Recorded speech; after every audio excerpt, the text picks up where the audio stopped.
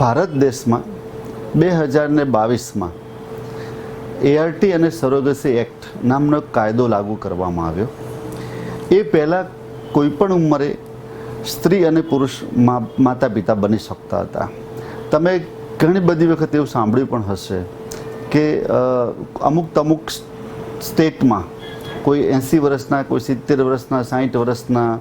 દાદીમાએ દાદાએ એક કોઈ સંતાન પ્રાપ્તિ થઈ હોય એવો, પણ એમાં કેટલાક વખતે જે સંજોગો ઊભા થયા જેમાં બાળકનું કોણ એને સાચવશે ને બધું, કારણ કે મોટી ઉંમરે માતા પિતા બનવાના ઘણા બધા ગેરફાયદા બાળક માટે છે એમ તો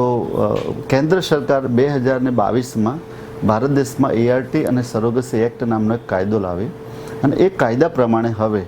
50 વર્ષ કરતાં મોટી ઉંમરની સ્ત્રી અને 55 વર્ષ કરતાં મોટા ઉંમરનો પુરુષ આ માતા પિતા બની શકતા નથી।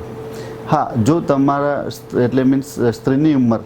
50 વર્ષ કરતાં ઓછી હોય અને પુરુષની ઉંમર 55 વર્ષ કરતાં ઓછી હોય તો ચોક્કસપણે તેઓ ટેસ્ટી બેબીની સારવારની મદદથી એ માતા પિતા બની શકે છે।